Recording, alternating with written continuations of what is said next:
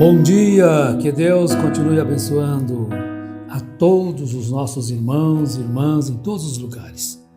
Somos agradecidos a Ele pela vida, pela oportunidade que Ele nos tem concedido de poder falar um pouquinho do seu amor, da sua graça, da sua misericórdia, da sua compaixão, da sua bondade, da sua benignidade, da sua paz que excede a todo entendimento e deste caminho glorioso que foi aberto por Jesus Cristo, o caminho da salvação. Que nós possamos ser cada dia mais agradecidos a Ele pela sua bondade, seu amor e misericórdia. Salvação, muito falada, muito comentada e todos almejam por ela. Bom, o tema central do Evangelho cristão é a salvação. Portanto, a missão principal de Cristo aqui na terra é a salvação. Ele veio para dar vida, trazer a salvação. E nesse interim do seu ministério, então na nossa luta cotidiana, nos anos que aqui vivemos neste corpo do pecado, temos dores, temos enfermidades, temos dificuldades e tem as sequências de coisas que a salvação produz. Cristo também é Salvador, Cristo também, além de Salvador, é curador, é libertador, é mestre, é Senhor, é professor, é tudo, porque tudo foi feito por Ele e para Ele. Então nós estamos com um tema principal da vinda de Jesus, conforme está em João 3, bem na conversa que Jesus teve com Nicodemos, naquela parte. Porque Deus amou o mundo de tal maneira que deu seu Filho unigênito, para que todo aquele que nele crê não pereça, mas tenha a salvação, mas tenha a vida eterna. Isto é muito encorajador, muito animador, mesmo nas aflições.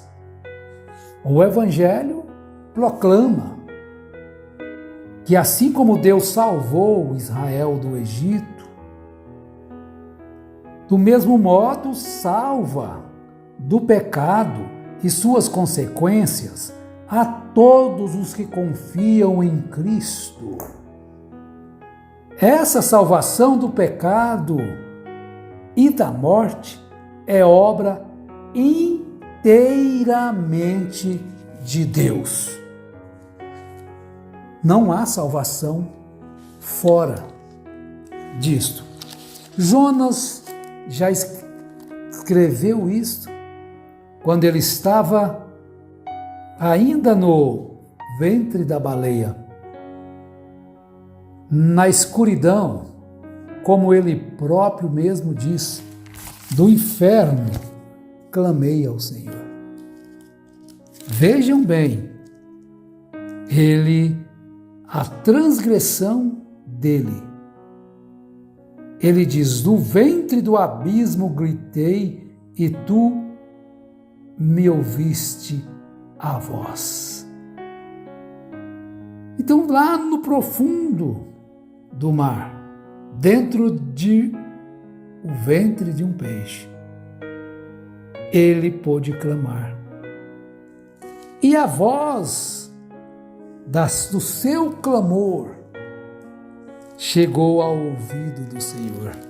Então ele pôde dizer, no capítulo 2 de Jonas, no verso 9, ao Senhor pertence a salvação. Então ninguém pode se gabar, se vangloriar, por mais coisas que possa fazer, se achar melhor, mais capaz do que um outro. Os fariseus não concordaram, nem aceitaram e nem mesmo entenderam quando Jesus lhes disse que os ladrões e as meretrizes entrariam antes deles no reino dos céus. Primeiro, porque a salvação não pertence a uma santidade falsificada, exterior apenas, intocáveis.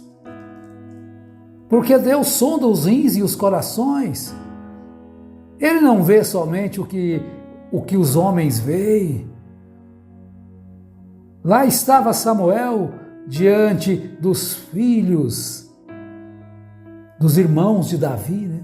Jessé, os filhos de Jessé. Quando viu aquele jovem forte, alto, bonito, aí está o escolhido do Senhor. Um profeta. Vejam bem, um grande profeta da Bíblia. Deus então lhe diz: Samuel, eu não vejo como tu vês. Eu não tenho escolhido este. Você está olhando só por fora. Eu estou olhando lá o coração. Aleluia! Oh, meu irmão, minha irmã, Deus te vê. Os seus momentos alegres, felizes, satisfeitos. Ele vê quando a gente erra. Sabiam disso? Você não está lutando para errar, você está lutando para acertar. Mas de repente erra, de repente fala. Mas Deus sabe que o seu coração não é desse jeito. A mulher pecadora estava ali diante de hipócritas. A gente vai falar de hipocrisia. Sempre tem pessoas que não gostam, se sentem magoados, tristes. Porque o evangélicos hoje, chamado evangelho, se tornou um bando de hipócritas. Eu não me refiro a um sistema, eu me refiro aos evangélicos, de todos os sistemas. Se tornaram hipócritas. E eles, bem no tempo de Jesus, eram. Jesus dá aquela resposta magnífica, tremenda, que é tão comentada, tão falada, só não é guardada no coração. Infelizmente, nunca se leu tanto a Bíblia e nunca se conhece menos da Bíblia como nesse tempo. Estão vendo? Jesus era super comentado nos seus dias. Super comentado nos seus dias, mas ninguém conhecia Jesus. Eles não sabiam quem era Jesus, infelizmente.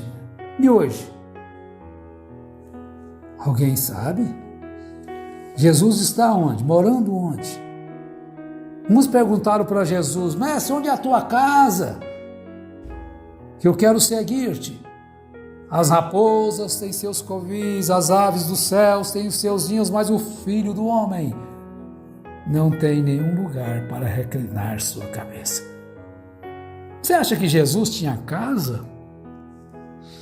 Ele se recolhia na casa de Lázaro, Marta e Maria. LMM. Na crucificação de Jesus estava ali ao pé da cruz Maria, estava João, estava Maria Madalena, estava outra Maria, as Marias. E Jesus estava quase se indo. Ele olhou para Maria, olhou para João, falou: eu tenho que arrumar um abrigo para ela.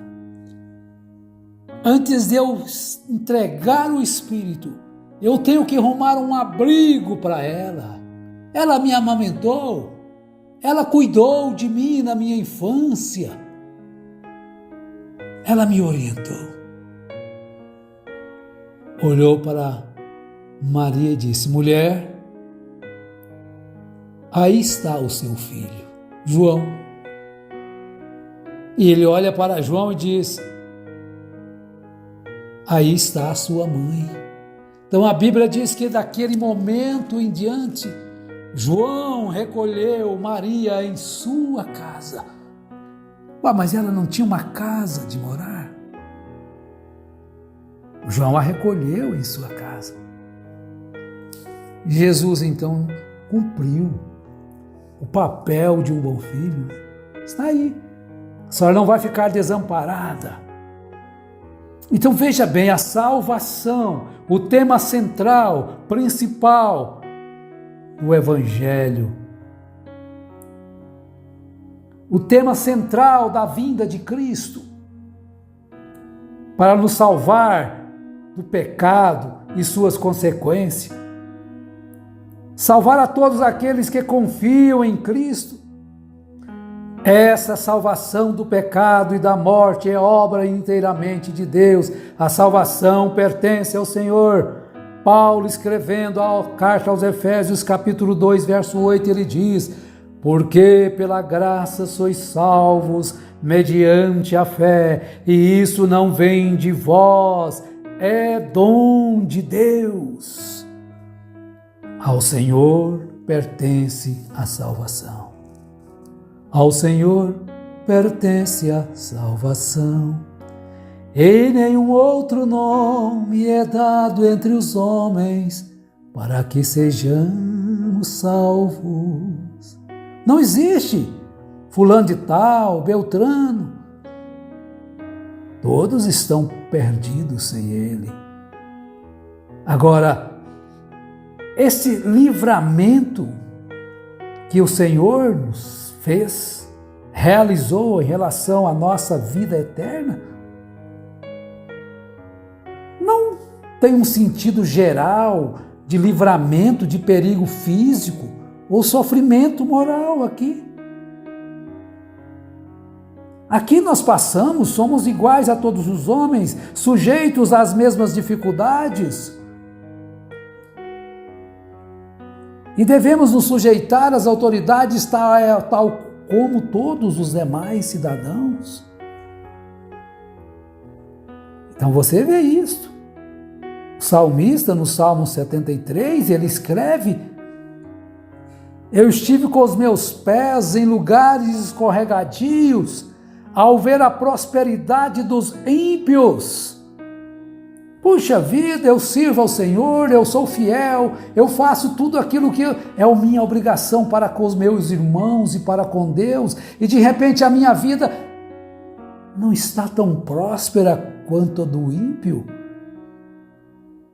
Quanto a mim, estive quase a escorregar, até que atinei para o seu fim, porque os perigos físicos ou os sofrimentos nesta nossa jornada aqui, nós vamos passar por eles.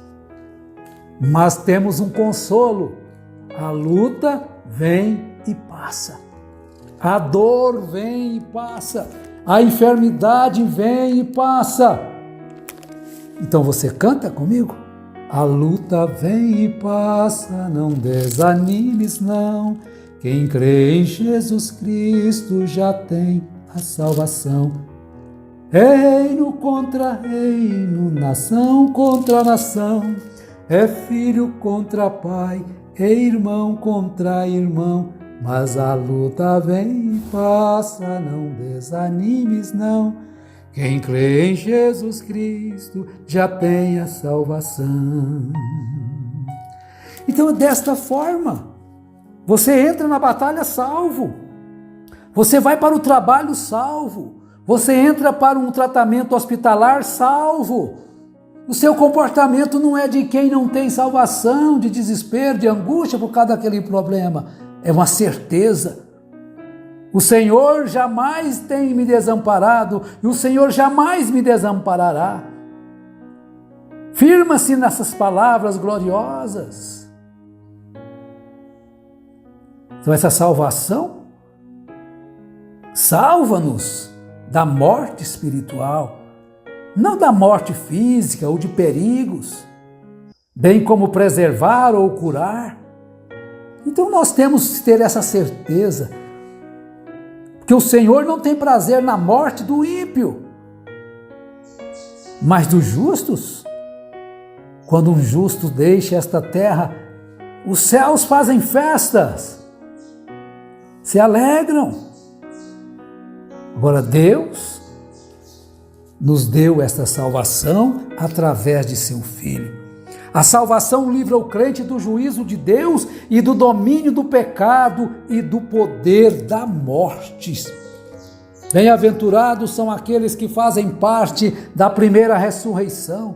porque sobre eles não tem poder a segunda morte, essa morte física. Nós estamos todos sujeitos a ela, mas a segunda não. Ei, que coisa maravilhosa! Vamos ver aqui Romanos 3, verso 9. Romanos 3, vamos começar aqui. Romanos 3, verso 9, o que diz aqui o apóstolo para nós? Pois que somos nós melhores do que eles? De maneira nenhuma, pois já demonstramos que tanto judeus como gregos, todos estão debaixo do pecado. Como está escrito, não há um justo, nem um sequer, não há ninguém que entenda, não há ninguém que busque a Deus. Todos se extraviaram e juntamente se fizeram inúteis. Não há quem faça o bem, não há nenhum só. Então não tem ninguém melhor do que o outro. O fulano, o beltrano, o cicrano, não. Todos pecaram. Ainda em Romanos capítulo 3, pois todos pecaram e destituídos estão da glória de Deus, 23, seguindo, e são justificados gratuitamente pela graça, pela redenção que há em Cristo Jesus. Deus o propôs para propiciação pela fé no seu sangue, para demonstrar a sua justiça, pela remissão dos pecados dantes cometidos sob a tolerância de Deus. Então, onde está a jactância? É excluída? Por qual lei? Das obras? Não, mas pela lei da fé. Concluímos, pois, que o homem é justificado pela fé. E graças a Deus que o Senhor nos tem dado esta fé verdadeira, conforme diz Judas, no capítulo, nos primeiros versos. Propus-me escrever-vos estas cartas a vós para continuardes a batalhar pela fé que uma vez foi dada aos santos. Deus vos abençoe. Amém.